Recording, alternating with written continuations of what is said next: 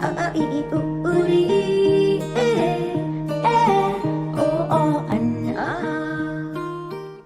Everyone, very warm welcome to all of you in our YouTube channel.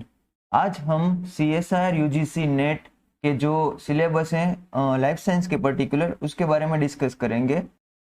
तो चलिए start करते हैं। CSIR UGC net for junior research fellowship and lectureship for life science syllabus. Basically आपको net JRF के लिए 8 to 10 units करने होते हैं।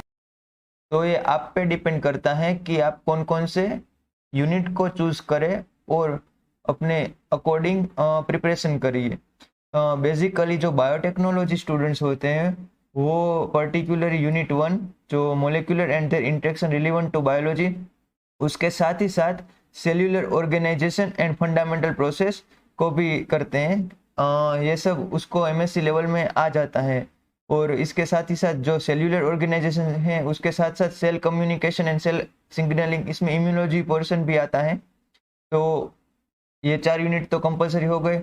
अगर आप बात करें तो जो जूलॉजी स्टूडेंट है वो पर्टिकुलर सिस्टम फिजियोलॉजी और एनिमल उसको चूज करते हैं। और अगर आपका बॉटनी लेवल ठीक है तो आप सिस्टम फिजियोलॉजी यूनिट नंबर 6 को चूज करेंगे। तो ये दोनों टारगेट यूनिट हो गए अकॉर्डिंग टू द आपका मास्टर्स किस पे निर्भर है। आपके मास्टर्स में क्या है, बॉटनी है, जूलॉजी है। पर्टिकुलरली ये सब आप जब BSc में होते हैं तब चूज होता है कि किसी को बॉटनी आता है, किसी को जूलॉजी आता है, जो ये डिफरेंट सब्जेक्ट है। तो उसके अकॉर्डिंग आप ये चूज करोगे। तो 4 यूनिट तो ये हो गए, इन दोनों में से एक, तो इसको मैं स्टार मार्क कर रहा हूँ। फिर inheritance biology, most important unit for not only CSIR net but get, DBT, सभी लाइफ साइंस एग्जाम में ये इनहेरिटेंस बायोलॉजी के क्वेश्चन तो पूछेंगे। ये पर्टिकुलर जेनेटिक्स है, मेंडल का वर्क और ये सब। डाइवर्सिटी ऑफ लाइफ फॉर्म्स, इसमें आप कुछ इंपॉर्टेंट टॉपिक्स हैं, कुछ डेफिनेशन से वो कर सकते हैं। इसके साथ ही साथ जो इकोलॉजी पोर्शन है वो भी बहुत इंपॉर्टेंट होता है पर्टिकुलर CSIR UGC नेट की एग्जाम में।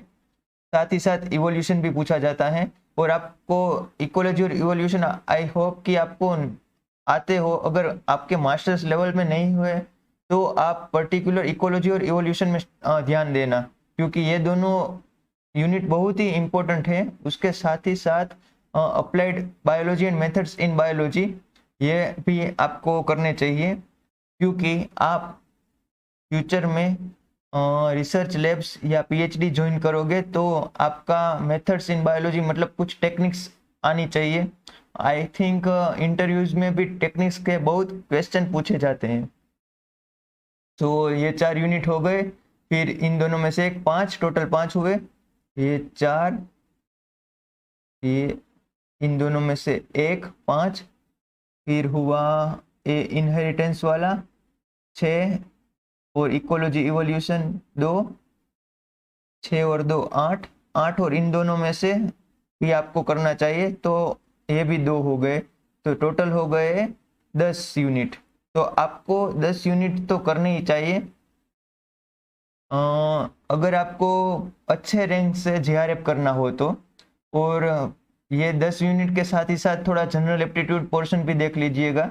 मैंने अपनी टीम से बात की है, एक सर हैं वो जनरल एप्टीट्यूड के भी बहुत जल्दी फ्री यूट्यूब सेशन लेने वाले हैं। तो आप सब्सक्राइब भी कर देना ताकि आपको कुछ नोटिफिकेशन आ जाए और आपको हेल्प हो। तो चलिए हम डिस्कस करते हैं कि यूनिट 1 जो मोलिकुलर एंड देयर इंटरेक्शन है उसमें से कौन कौन से जो टॉपिक हैं बहुत इंपॉर्टेंट है। ये बेसिकली बायोकेमिस्ट्री पोर्शन है। आप जब स्टार्ट करें तो ये तो करना ही करना है, ठीक है। Molecular and their interaction relevant to biology, biochemistry portion है। आपको इसमें थोड़ा सा ध्यान रखना होगा, क्योंकि सभी JRF exam, not only CSIR UGC NET but DBT, GATE, इसमें सब में, GATE life science, GATE biotechnology में इस यूनिट में से क्वेश्चन आने ही वाले हैं। तो चलिए अब कौन कौन से टॉपिक्स हैं यूनिट 1 से वो देख लेते हैं। तो जो फर्स्ट है वो है structure of atoms, molecules and chemical bonds. Different bonds भी होते हैं, एटम्स, मोलिक्यूल्स एंड केमिकल, ये भी आप देख लीजिएगा, ये थोड़ा इंपॉर्टेंट है। इसके साथ ही साथ composition, structure and function of biomolecules, इसमें carbohydrate, lipids, proteins, nucleic acid and vitamins, इन सब के बारे में आपको पढ़ना होगा।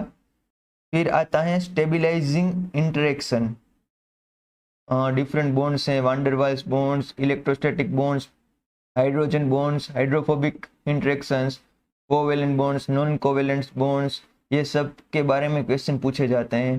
तो ये एक पोर्शन तो बहुत ही इंपॉर्टेंट है कि आप जब स्टार्ट करें तो ये भी एक अच्छे से देख ले, और इसके PYQs जो प्रीवियस ईयर क्वेश्चन होते हैं उनको भी देख ले। इसके साथ ही साथ जो principle of biophysical chemistry,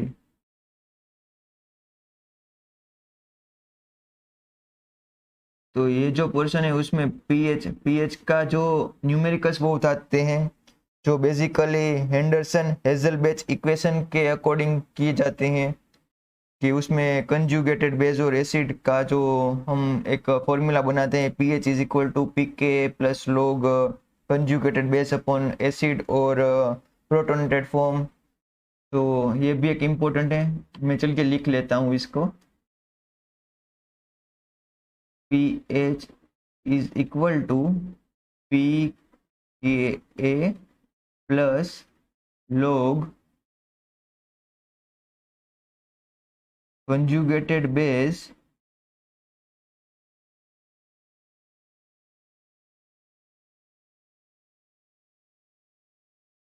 upon acid। Conjugated base को हम डीप्रोटोनेटेड फॉर्म भी बोलते हैं, तो ऐसा भी हो सकता है डीप्रोटोनेटेड अपॉन प्रोटोनेटेड।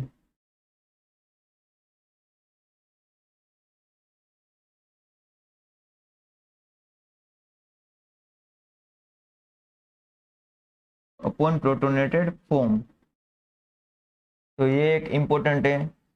ये फॉर्मूला तो आप याद ही कर लीजिए, ये एक मंत्र ही है आपके लिए। इसके साथ ही साथ bioenergetics, glycolysis, oxidative phosphorylation, couple reaction, group transfer and biological energy transfer, ये भी इम्पोर्टेंट है। तो the next one is a principle of catalyst, enzymes and enzyme kinetics. इसमें पर्टिकुलरली आपको competitive, uncompetitive, non competitive inhibition है उसके बारे में आपको पढ़ना होगा। इसके साथ ही साथ माइकल एंड मेंटेलिस इक्वेशन को भी आपको देखना होगा, थोड़े से फॉर्मूला भी आपको देख लेने हैं, और इसके साथ ही साथ आप लाइन बी वर्क प्लॉट भी देख लीजिएगा। और हाँ, एक इम्पोर्टेंट कॉम्पिटिटिव, अनकॉम्पिटिटिव और नॉन कॉम्पिटिटिव इनहिबिशन के ग्राफ जरूर देख लीजिएगा, क्योंकि अब CSIR पार्ट C में बेसिकली जो ग्राफ्स हैं उसके अकॉर्डिंग क्वेश्चन पूछ रहे हैं कि किसमें Km वैल्यू होगी, किसमें ज़्यादा होगी, किसमें कम होगी। इसकी एक शॉर्ट ट्रिक है, मैं आपको नेक्स्ट वीडियो में बताऊँगा। इसके साथ ही साथ जो रामाचंद्रन प्लॉट हैं जो मोस्ट इम्पोर्टेंट है, उसमें जो साई फाई जो बॉन्ड्स होते हैं, alpha right handed alpha helix, left handed alpha helix, beta seats, वो कहाँ पे बिलोंग करते हैं, left upper side, right upper side, उसके बारे में भी पूछा जा सकता है।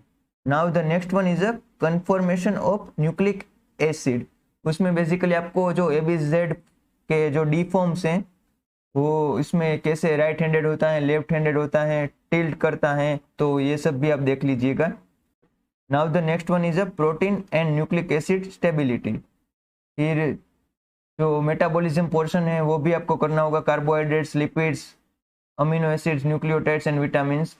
पर्टिकुलरली विटामिन्स में भी अभी पूछा जा रहा है कि कौन कौन से विटामिन का जो कोफैक्टर है वो क्या है। पर्टिकुलरली विटामिन बी कॉम्प्लेक्स हैं, जो thiamine, riboflavin, pantothenic acid, biotin, cobalamin, उसके जो कोफैक्टर्स हैं वो कौन कौन से हैं वो भी पूछे जा रहे हैं। गेट के एग्जाम में ये पूछा गया है। तो ये था यूनिट 1 का पर्टिकुलर। आप मुझे नीचे कमेंट सेक्शन में बताना कि आपको कौन कौन से टॉपिक को अच्छे से रिवाइंड करना है या फिर कुछ शॉर्ट ट्रिक्स चाहिए। पर्टिकुलर हमारी टीम अभी यूनिट 1 की जो इम्पोर्टेंट ये सब टॉपिक्स हैं उसकी वीडियोस बना रहे हैं, आपको जल्द ही इस यूट्यूब चैनल में दिखेगी, तो आप जल्दी से लाइक और सब्सक्राइब कर देना। और आप बस शेयर करते रहना। कीप लर्निंग स्टूडेंट्स, और हम जल्दी नेक्स्ट वीडियो में मिलते हैं। Till then, bye bye and take care.